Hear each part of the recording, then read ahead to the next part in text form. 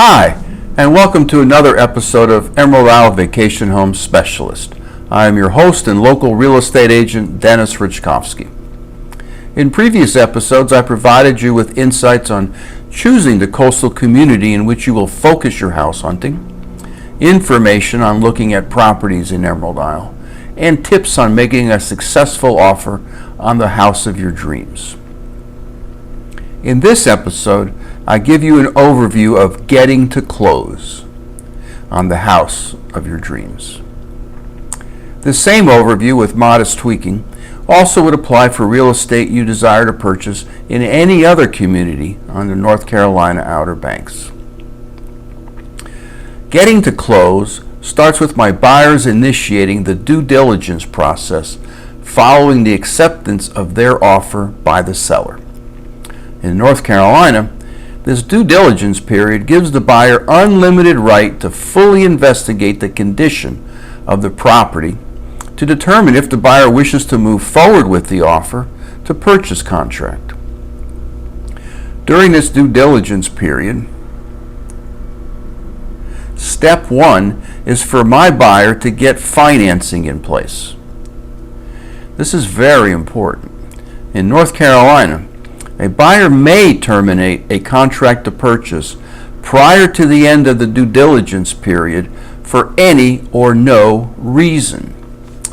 But once my buyer commits to purchasing the property by not terminating during the due diligence period, they cannot legally terminate the contract for failure to obtain a loan commitment. So I always counsel my buyers to structure their due diligence period to give their lender sufficient time to approve their requested funding. This is also why I encourage my buyers to begin the loan process before or at the beginning of their property search. And I recommend my buyers work with a local lender, local to the Crystal Coast, to expedite this loan process. If my buyers are applying for a loan, the lender will order an appraisal to evaluate the market value of the property. The appraiser who conducts this valuation better be local to understand the local nature of the Crystal Coast real estate market, and this is yet another reason for buyers to work with local lenders. Step two is to enlist the aid of experienced home evaluators to determine the overall condition of the property and whether it will serve the buyer's needs. This home inspection, ideally conducted by an expert, licensed home inspector, is a benefit that should not be lightly regarded by the buyer. Ask me how I know. A thorough inspection will determine the condition of any improvements to the property, the presence of excessive moisture or unusual drainage conditions, evidence of wood-destroying insects, and the level of radon gases. Home inspectors can identify needed repairs to electrical systems, plumbing, roof, siding, appliances, and so on, and identify items of concern that might require more specialized scrutiny. Structural engineers, environmental hazard specialists, HVAC licensed professionals, and septic inspectors are just a few of the specialized advisors a buyer might hire. Often overlooked is matching the number of bedrooms with the septic permit on file. Again, ask me how I know. Most homes here on the Crystal Coast are made of wood, and buyers should obtain a wood-destroying insect report. In North Carolina, only a licensed pest infestation inspector can fill out this report. Step 3 is to get a survey. A survey verifies property lines and possible encroachments and setbacks. While few lenders require the buyer to obtain a survey, failure to do so may cause problems in the short and long run. Once again, ask me how I know. For example, some buyers learn sometimes years later that they cannot extend their deck because of setback requirements or boundary lines. Step 4 is to determine the availability and affordability of insurance on the property. On the Crystal Coast, this will involve more than simply homeowners or causality insurance. Here, buyers may want to investigate the advisability of purchasing wind and wind-driven rain policies, and if the property is in a FEMA flood hazard area, the buyer will need to obtain flood insurance. During this due diligence period, if my buyers decide to terminate the contract to purchase, a written notice of termination must be delivered to the seller prior to the expiration of the period. No reason need be given. If my buyers do not terminate the contract and my buyers secure financing and I negotiate any repairs or changes to the contract terms my buyer deems necessary, we move on to Step 5, the closing.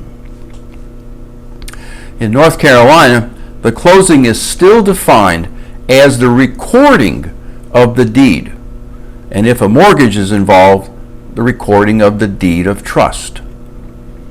However, most buyers associate taking possession with the settlement process that precedes closing.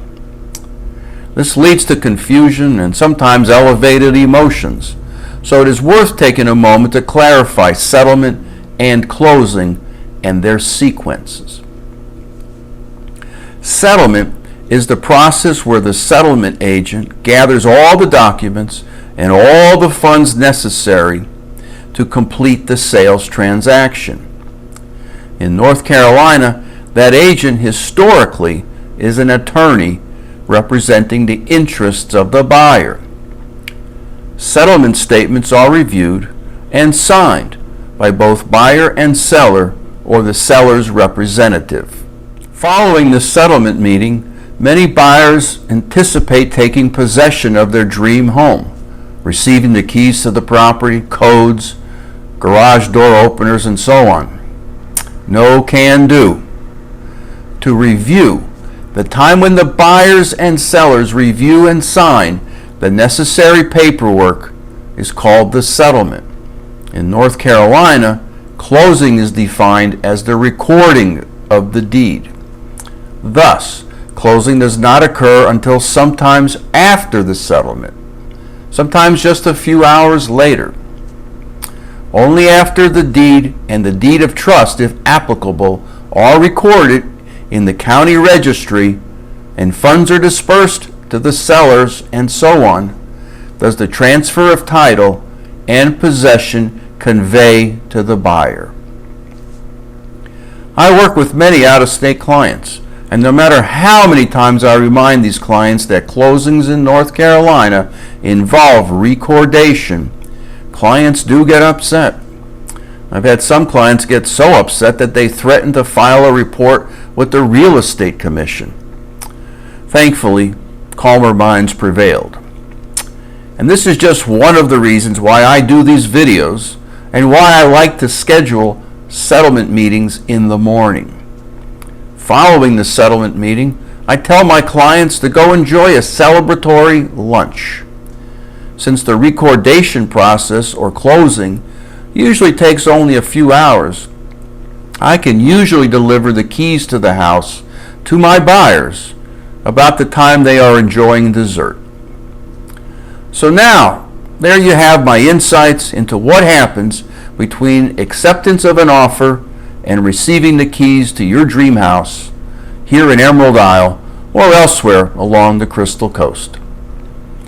Return next week to the same bat channel at the same bat time of 9 a.m. on Thursday for another episode of Emerald Isle Vacation Home Specialist.